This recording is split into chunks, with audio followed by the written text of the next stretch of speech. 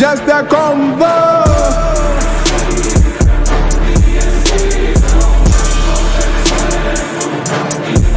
Do you know blowjob is not normal again? So it's become. You mean it's become an abnormality or what? Yeah, abnormality in a way that I don't know whether is health-wise is good or is bad. Okay, so apparently, right, this is what the ladies are doing nowadays. So before they give you the BJ, you're like your clients. No, these are not my experiences. Please, disclaimer: these are not my experiences. These are no. You be PRO or something for some group of people. I know the part. Investigation. I care about the viewers. That's why. So apparently, what the ladies are doing is that before they give you the BJ, they will chew cubes and tom tom. Right? You know tom tom. Yeah. Yes. They will chew cubes and tom tom and keep some in their mouth before they give you the BJ. So according to what I gathered. So it does what? So I don't know. I've not experienced it before. So then I would listen, but that's what I gathered. Gadra. Yeah. Hunter in Gadra. So your dicks will be getting diabetes now. No, so and what will be the sensation? What's the sensation like? I don't know. How will it feel on the part of the guy? Like, you putting yourself in the shoes of the guy. Okay, how do you think it will feel like? I don't know. I can't tell. I mean, now you didn't research about that part. Next week I'll bring you details. But I mean, thinking about it again. I mean, so the guys are going to be walking about with diabetic dicks.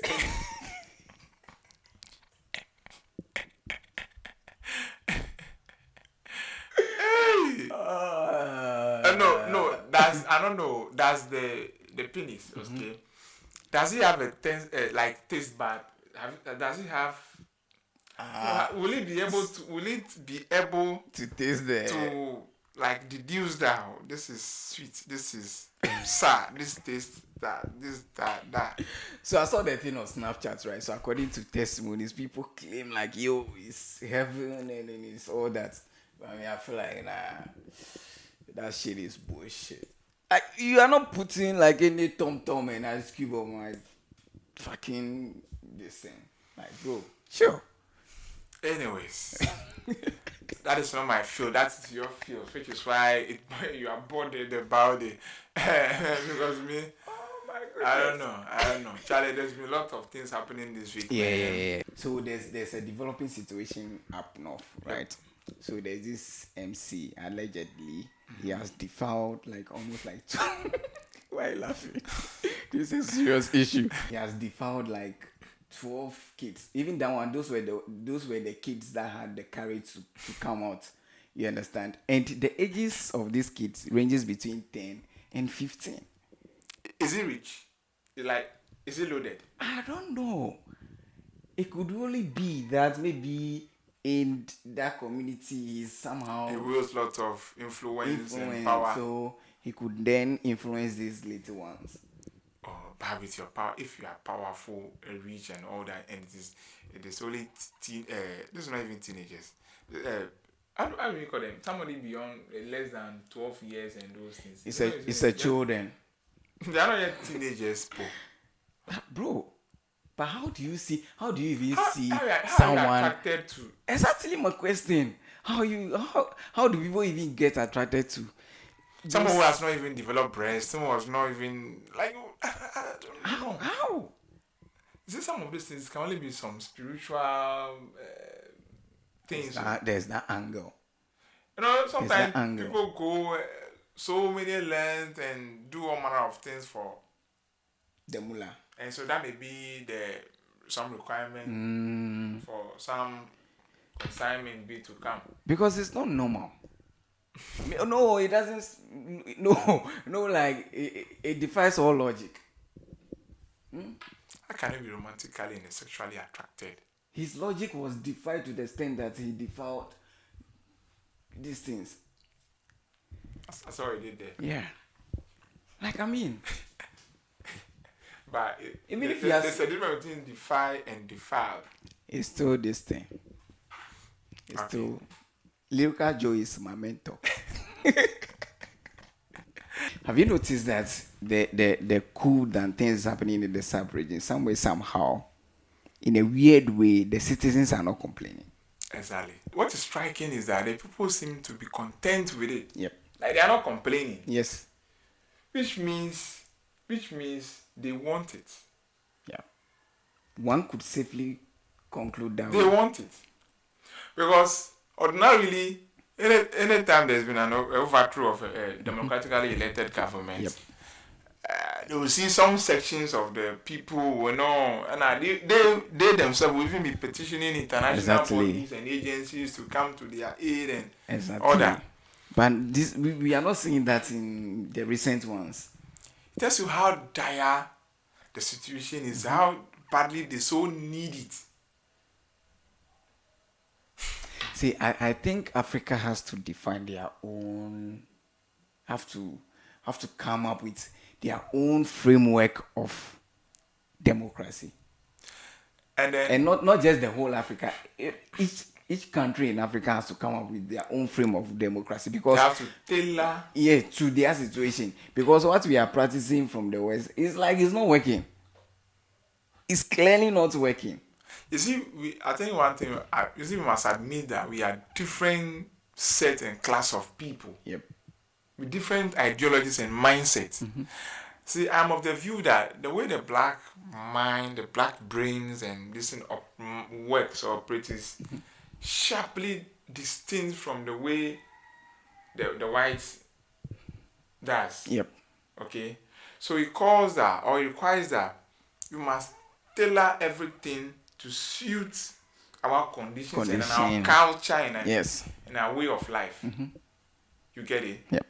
So the democracy in it, and like just as crudely just as it works in the Europe or maybe the West, cannot necessarily, or as we have seen thus far, will not work. It's not working. It's not working. It's not like it will not work. It's not working. Is it? And then we are also terrified by the experiences, of the bad experiences of the military regimes in the past. Yep. Okay. But if you study to, I think by in between you should find something that is suitable. Yes. For us. Exactly. You get it? Exactly. And then the most annoying part is the role of Ecowas in all this. I don't even know what is wrong with them, right? Where were they when Niger and the likes were going through crises and things under the so-called democratic rule? You understand? They didn't say anything. But as soon as this thing happened, they claim they want to intervene and all that. To do what? To do what exactly? And I think their intervention and the methodology they want to employ will not help. What? See, they looked on. Ecowas was there. Ecowas looked on. They turned their blind eyes and deaf ears to all the happenings in these countries. Yep.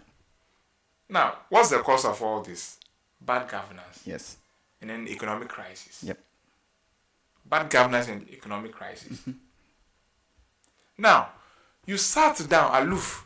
You watch this president trying even to the extent that they tampered with their constitutions, try to change the number of years and terms they stay in office. They stay in office to suit their parochial interests.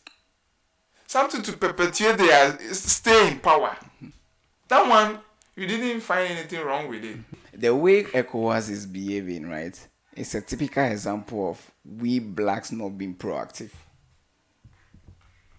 We are not proactive towards anything. We are a reactive set of creatures. Bunch of reactors. Nuclear reactors. See, I don't give up. We are not proactive towards anything. All this thing happen. The people know they complain. They are happy. Look at the public marching and everything. To the extent that they are even ready. Yes, to putting their lives on the line, that to be joined by their neighboring countries, that they will fight for them. So you Ecowas, what are you now? So this tells you that the approach shouldn't be a militant kind of thing. This calls for negotiation. Exactly. And you shouldn't try. And the you people are must saying hold that. talks with the, oh no, see, we know that this and this and that, but Charlie, this is not the way to go. Let us do this, and we will still go back. I promise. Then you want to say military? Is it how is it Ecowas? Now, Burkina Faso, Mali, Guinea, Niger. all are rallying behind Niger. Yeah. Train their support Because they could ready feel to their fight pain. for them. Yes, Tumbo said, he who feels it knows it better. So now, where are you now going to find the military to come and fight them now? Nigeria alone. And Ghana. The ECOWAS itself has a problem. And Togo. So even giving the ECOWAS chair to somebody whose election raises some lot of legitimacy concerns. There are still these things in court. And then you quickly made that person the chairman of Ecowas. So one would have thought all the ideal thing that we do when people are fighting over something, you just take the thing from them. Yes. Settle these differences. Who the thing rightfully belongs to them. You give it. Yeah. So Ecowas should have held that chairmanship thing, give it to another person, wait for them to settle their matter and bring it back to them. But you don't care. Something that so it means that the thing is founded on a flawed. And you know the interesting thing, most of these countries, right? The so-called democratic leaders, it was like they've imposed on the people, because let's say election happens, we all know that no, this person shouldn't win, but one way or the other, the person has won. You understand? And you can't even question it. Do you get what I'm trying to say? See, and they don't know that it is not as though the people don't want democracy, but the people every now and then their expectations are not being met. Exactly. You see, and that the corruption from here, there. Exactly. Oh. And that comes back to our initial point that the democracy in itself alone is not enough. It's beyond the word and then the framework democracy alone. It goes to how you practice this democracy. That is why we need to define our own way of practicing this democracy. Yes. So you are right. It's just spot on. We need to redefine what we will call democracy. Or if it is a military rule that we want to add adjustments to it, bring some, make it friendly, more friendly to. It's up to us. Yes. It's crazy. I don't know how the black market, within the space of a year or 2 years, 4 countries. Yes. And others are readying themselves, marking time. Yeah. And from the turn of events and things, we will not be surprised to record another one in. Oh, it wouldn't be a surprise at all. In another country. It wouldn't be a surprise at all. And to think that this thing is not capable of happening in your territory is a lie. It can happen. It can happen anywhere. It can happen in any country. This has the potential to see. This is why I say this is a revolution. It is more or less a revolution. It's like people are now waking up to this, and they know that. Do you know why they are doing? They are waking up to the reality of things, and they know that if they want to go back the so-called democracy way, they will never get to power to effect the changes they want. So they will go this route. Now you get what I'm trying to say?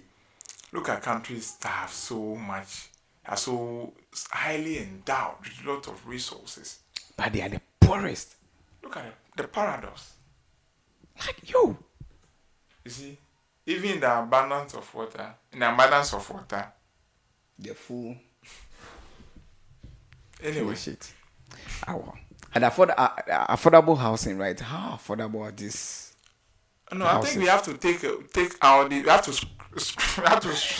to strike out this word affordable in from our lexicon. Because if you are selling, they claim these housing projects is targeted at the middle class, and you are selling a 2-bedroom house at $45,000 US dollars to the middle class. Wait. How are they supposed to? Affordability is relative. Okay. And subjective. Okay. It might not be affordable to you, but to some people it is affordable. No, but if you claim this thing is targeted towards the middle class, then the affordable has a definition. Yes. Then it's no longer relative. Either we must define the affordability, or we must just strike it out of our list. See, this is what I'm saying. Diction. This is what I'm saying. If someone's earns, let's say, 2,000, 3,000 Ghana cedis a month as salary. Yes. That's the net this thing. And you're saying this project I'm doing is the target is these people. Then the affordability is already defined. Like, don't you get what I'm trying to say? Then it's no longer relative. You see, if you now go ahead to sell a 2-bedroom house at $45,000 US dollars to this person who is earning 3,000 Ghana cedis a month, then what's the point? Sometimes I feel we don't plan well. You see, we must like face reality. Mm-hmm. You get it. Now, if you're going to build those things, 2-bedroom, 3-bedroom, or the apartment, this and see, not everybody can afford those things.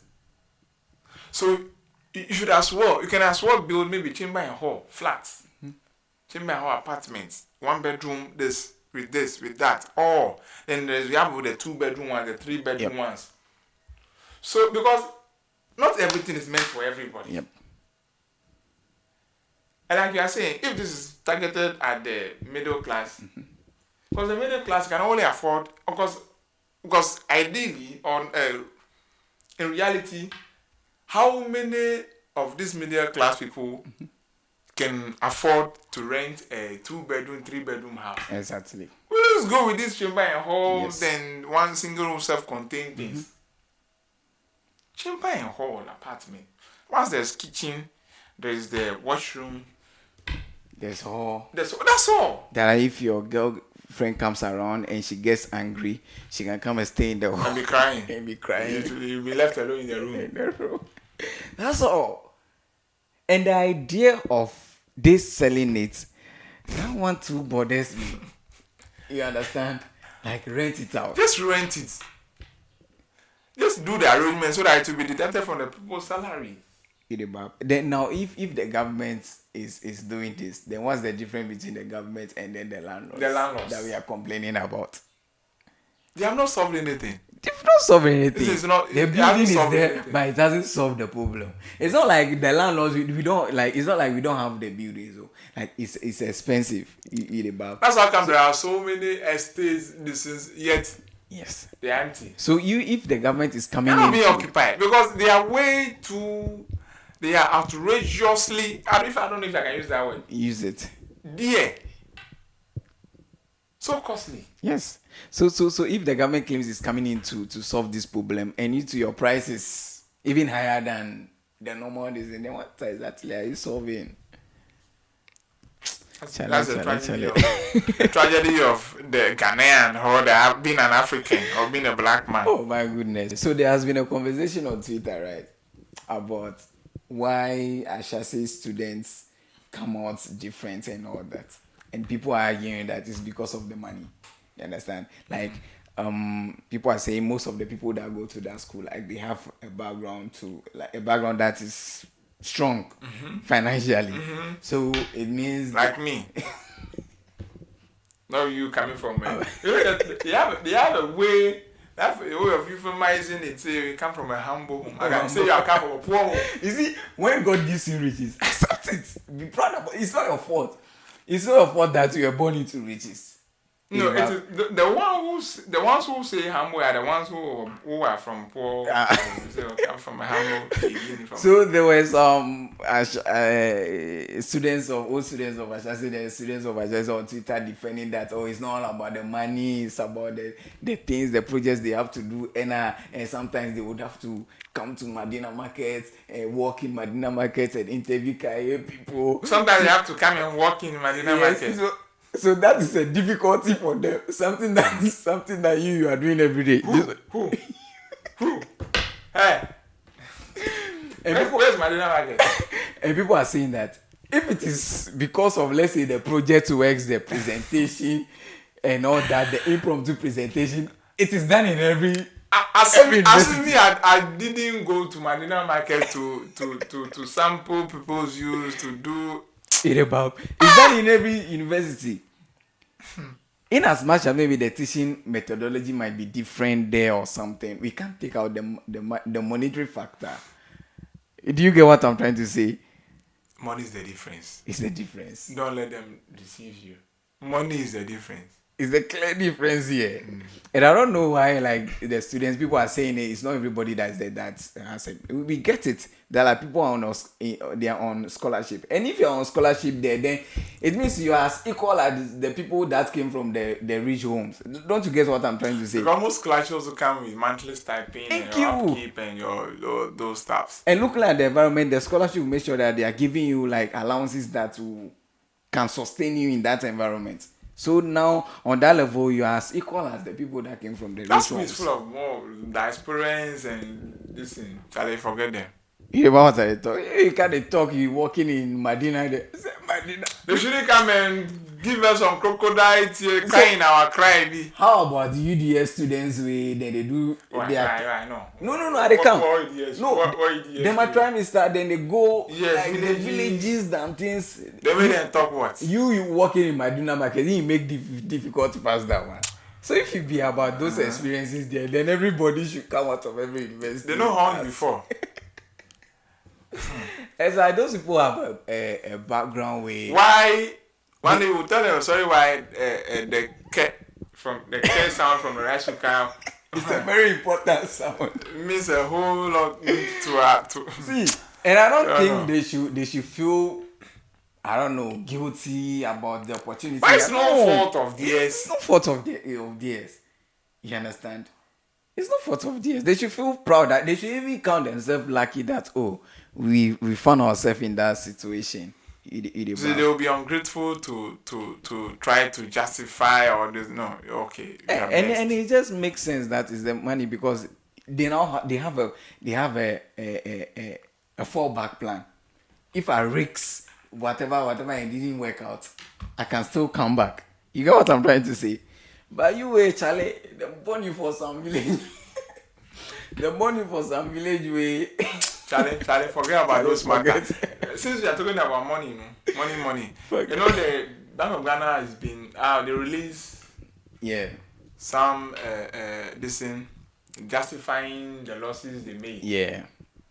Then I'm wondering, prior to that there's been rumor around town that they say they use the money to do that. They were building a new place who will be resistant to earthquake and those things. How can you be then or you be assuming disaster in your head? There will be earthquake in Accra. So someone was just there be like, earthquake can happen here. Let's build a new headquarters. But the thing is, I didn't read that from the communique, so I don't know where people got those stories from. Okay, from what I read, I think they said they help since the government has been in crisis and the debt restructure and those restructuring and those things. The government. And then since the government could not access financial support from the international market and those things, they've had to fall on. Yeah, the Bank of Ghana. You know, Bank of Ghana is a lender of to the bank to the government. Yeah.